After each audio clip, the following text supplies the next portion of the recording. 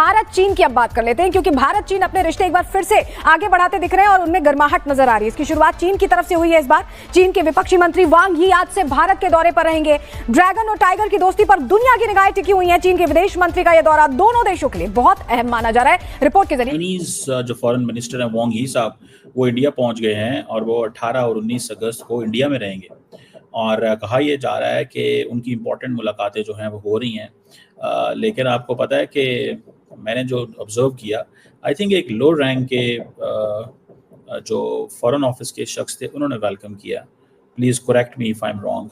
I do not know the person who welcomed him, लेकिन biggest enemy China जो है इस वक्त इंडिया को बैक करता हुआ नजर आ रहा है। इस वक्त ओपनली चाइना जो है इंडिया का स्टैंड ले रहा है, इंडिया को सपोर्ट कर रहा है और ग्लोबल पॉलिटिक्स में इस वक्त थरथराहट सी छा गई है। जो ख्वाब चाइना देखता था, elephant and dragon let's dance together, वो चीज अब पॉसिबल हो रही है। चाइना के अंदर कुछ कार्टून्स भी मीडिया की तरफ से दिखाए जा रहे हैं। दोस्तों, जियोपॉलिटिक्स के चेस बोर्ड में फिर से कुछ हलचल हो रही है। चाइना के फॉरेन मिनिस्टर वांग यी कुछ ही देर में भारत पहुंचने वाले हैं और आज शाम 6 बजे वो मिलेंगे अपने counter part doctor S Jaishankar से।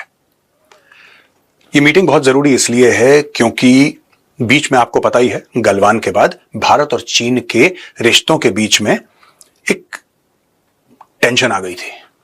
And all because of China, क्योंकि चाइना वन डे डिसाइडेड कि जी हमें तो इलाका घेरना है वहां पे। और 2 दिन का ये दौरा है और इन 2 दिनों में बॉर्डर टॉक्स होने वाली हैं, जो कि बहुत अहम मुद्दा है चाइना और इंडिया के बीच में। एक वही मसला है जिसको लेकर चाइना और इंडिया को सुलझाना है और उसके बाद काफी कुछ हम बदलते हुए देख सकते हैं।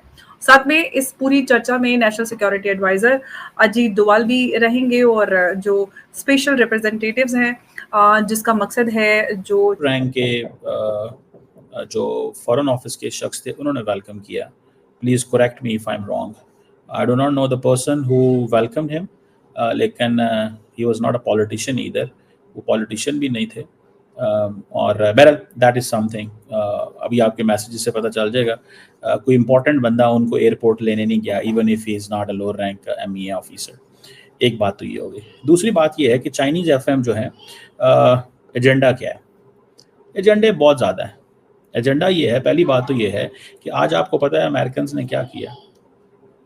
आज आपको पता है कि अमेरिका ने पैगाम भेजा है इंडिया को कि it is not going to work the way it is working. Financial Times में आज मिस्टर पीटर, जो कि सीनियर काउंसिल एंड ट्रेड के ट्रेड एंड मैन्युफैक्चरिंग के president of the United States के, उन्होंने फाइनेंशियल टाइम्स में लिखा है कि इंडिया रशिया के साथ बहुत इज कोजिंग अप। चाइना और इंडिया जो है they want to be treated as a strategic partner of US। ठीक है जी, means India wants to be treated as a strategic partner of the US, it's needs to start acting like one. मतलब आप हमारे partner बनना चाहते हो ना, तो पहले एक्ट तो करो। वैसे ये थोड़ा ही होता है कि आप हमारे पार्टनर बनो, आप हमसे सब कुछ ले रहे हो लेकिन दोगे कुछ नहीं। That is what they are saying. तो ये अमेरिकन ने आज उनको कहा है, ये लिखा है फाइनेंशियल टाइम्स। अब इंडिया जो है वो उसके बारे में ये पैगाम आ रहा है कि वो जा रहे हैं रशिया।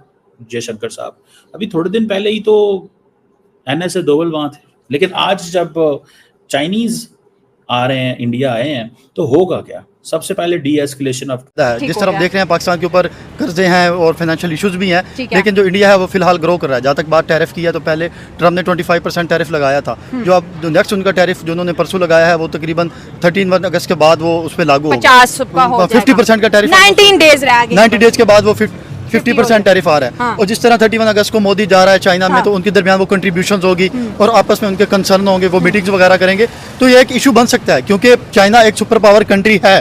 अगर वो इंडिया के साथ हाथ मिलाता है तो वो बहुत ज़्यादा बेहतरीन हद तक ग्रो कर सकते हैं। जहाँ तक पाकिस्तान की बात है तो पाकिस्तान इस वक्त जो इस स्टेटस पे खड़ा है कि वो अपना सारा का सारा फोकस अमेरिका के साथ कर रहा है। हमारे जिस तरह आर्मी चीफ हैं वो भी अमेरिका का विजिट करके आए हैं, उनकी डील्स हुई हैं, जितनी भी अभी जो रिसेंटली डील्स हुई हैं उनकी ऑयल की हुई हैं या गैस की हुई है। जिस तरह ट्रम्प भी कह रहा था कि आने वाले कुछ दिनों तक इंडिया पाकिस्तान से ऑयल या गैस खरीदेगा। अच्छा। लेकिन उनके रिजर्व पाकिस्तान में अभी ढूंढना बाकी है। अमेरिका आएगा, पाकिस्तान में ढूंढेगा।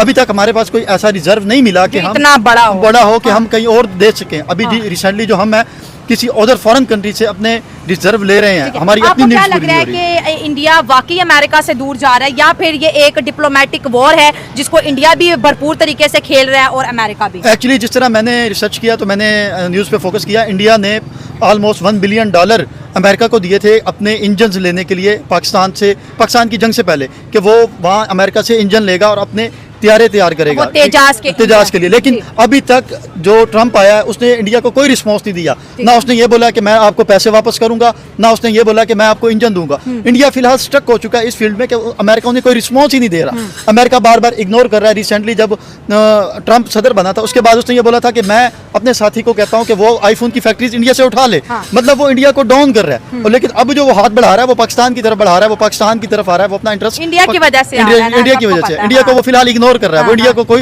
अच्छा रिस्पॉन्स नहीं दे रहा। लेकिन सर जो इंडिया ने शटअप कॉल ट्रंप को दिया वो भी तारीख में लिखी जाएगी। जी लिखी जाएगी। कितनी स्मार्टली इंडिया जो है अमेरिका के इन्फ्लुएंस से, अमेरिका के दबाव से निकल रहा है और चाइना उसके साथ खड़ा है। और इंडिया ने ओपनली बोलिया कि अगर ये टैरिफ का मामला ऐसे हम लैटिन अमेरिका के साथ ट्रेड करेंगे, अफ्रीका के साथ करेंगे, चाइना के साथ करेंगे, एशियन कंट्रीज के साथ करेंगे, नहीं तो ना सही। एक्चुअली बात ये है कि जिस तरह वो इंडिया कह रहा है कि हम एशियन कंट्री के साथ ट्रेड करेंगे, लेकिन जहाँ तक कंसर्न आता है अमेरिका एक सुपर पावर है। जिस तरह हम ट्रेड करना चाहते हैं बहुत मुख्तलिफ ममालिक का, ईरान के साथ ट्रेड करना चाहते हैं तो ट्रंप उनके ऊपर भी टैरिफ लगा देता है, पाबंदियां लगा देता है। जब इंडिया पे ट्रंप टैरिफ लगाएगा या पाबंदियां लगाएगा तो उसके बाद जब कोई दूसरा मुल्क, अब रशिया और यूक्रेन की लड़ाई सचमुच खत्म हो सकती है।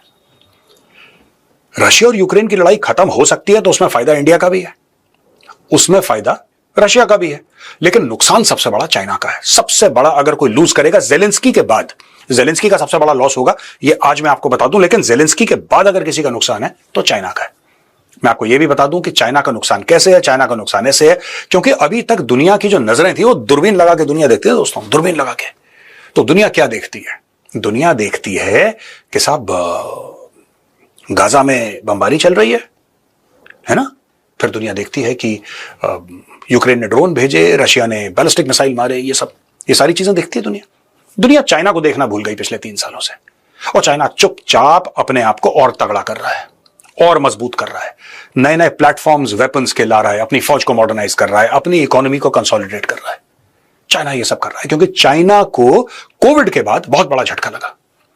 कोविड के बाद इतना बुरा झटका लगा चाइना को कि चाइना उससे उभर नहीं पा रहा था। लेकिन फिर उसके लिए रशिया और यूक्रेन की लड़ाई एक वरदान जैसी साबित हुई। सारी की सारी दुनिया जो उस समय चाइना को ब्लेम कर रही थी कि तुम्हारी वजह से कोविड हुआ है, लाखों लोग मर गए, सब अचानक भूल गए चाइना को और सबके सब रूस को कंडेम करने में लग गए। चाइना को कवर मिल गया और इस कवर फायर के तहत चाइना ने बहुत बड़े बड़े काम कर दिया, चुपचाप फ्लाइंग अंडर द रडार, जिसको फौज में कहते हैं ना, फ्लाइंग अंडर द रडार, किसी को पता न लगे, चुपचाप काम कर दिया। ये चाइना कर रहा था। लेकिन अब चाइना को पता है कि ट्रंप पीछे पड़ गया है, आज नहीं तो कल नहीं तो परसों ये लड़ाई खत्म हो जाएगी। मैं रशिया यूक्रेन की बात कर रहा हूं, और जब खत्म होगी ये लड़ाई तब लोग देखेंगे चाइना की ओर। Then again China will become enemy number 1। फिर लोग चाइना के खिलाफ कार्रवाई करना शुरू करेंगे। इसीलिए चुपचाप से